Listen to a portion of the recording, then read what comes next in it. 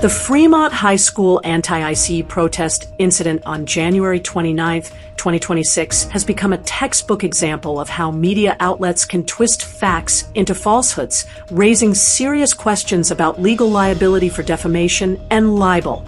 In the immediate aftermath, Nebraska's media machine, TV stations like WOWT Channel 6, CAM-TV Channel 3, and KETV Channel 7, radio like KFAB, and newspapers such as the Omaha World Herald blasted headlines claiming the juvenile driver of the red SUV struck, or accelerated into a female student protester. This portrayal painted the driver as an aggressor disrupting a peaceful demonstration.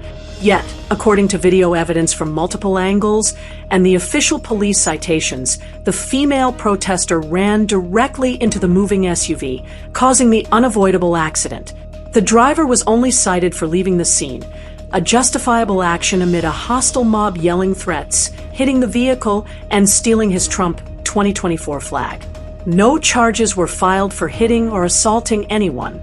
This blatant discrepancy begs the question: when can media be sued or held liable for lying? In the U.S., defamation, including libel for published statements, occurs when outlets spread false facts that harm reputations. For a private individual, like the juvenile driver, proving negligence, failure to verify facts reasonably could suffice.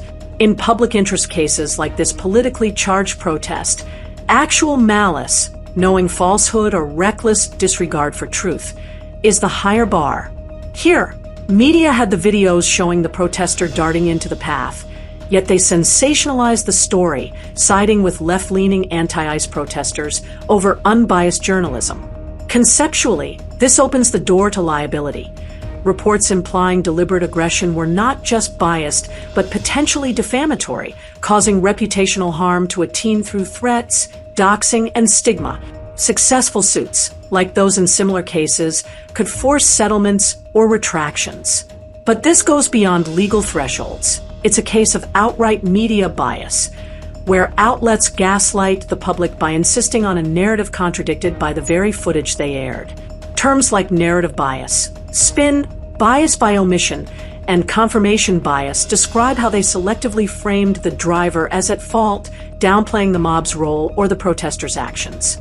This echo chamber effect created a media pile-on, amplifying lies across platforms despite clear visuals.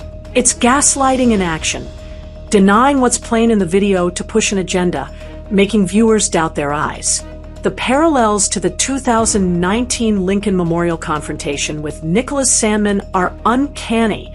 In that case, initial reports portrayed the MAGA hat-wearing teen as smirking and harassing Native American activist Nathan Phillips during a protest.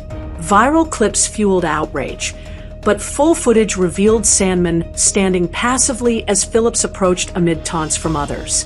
Sandmann sued outlets like CNN, Washington Post, and NBC for hundreds of millions in defamation, securing settlements, confidential but substantial, after proving false portrayals as a racist aggressor. Similarly, Fremont's red SUV driver, another pro-Trump symbol-bearing teen, was framed as harassing protesters' constitutional rights when he was fleeing threats. Video reversed the narrative, showing no intentional hit, yet media persisted. This could inspire analogous lawsuits. Provable harm from biased reports contradicting evidence, especially targeting a juvenile. The ramifications of adults in these media positions abusing power are profound and offensive. Grown men and women, reporters, anchors, editors, weaponize their platforms against a teenager, directing bias-fueled attacks for ulterior motives. Nebraska media, with its left-leaning slant, prioritized fitting a pro-immigrant narrative over truth, evident in their uniform blame of the driver despite the mob's aggression and the protesters' run. This power imbalance exposes juveniles to undue harm, eroding trust, chilling expression, and influencing legal processes by pressuring authorities with public outrage. Ownership reveals the corporate rot behind it. These outlets are controlled by conglomerates dominated by investment giants like BlackRock, Vanguard Group, and State Street, holding massive stakes, 15 to 20%, In parent companies, Gray Television, WOWT, EW Scripps, CAMTV, Hearst, KTV, iHeartMedia, KFAB, and Lee Enterprises, Omaha World Herald, plus Lincoln Journal Star, Fremont Tribune, Scottsbluff Star Herald. This structure enables collusion, direct or indirect, to skew coverage, casting the white driver as villain against innocent protesters, stirring national narratives on social media. It's cookie-cutter bias. Reporters, hired and trained in this culture, inherently know to report in a certain way, promoting agendas tied to cheap labor interests without explicit orders. Compounding the media's fraud were Nebraska's idiot politicians, Governor Jim Pillen, Senators Pete Ricketts and Deb Fischer, Representatives Mike Flood, Adrian Smith, and Don Bacon, who parroted the lies in coordinated statements. They condemned the driver for political violence or assault, with Bacon demanding accountability for using their vehicle to assault a legal protester.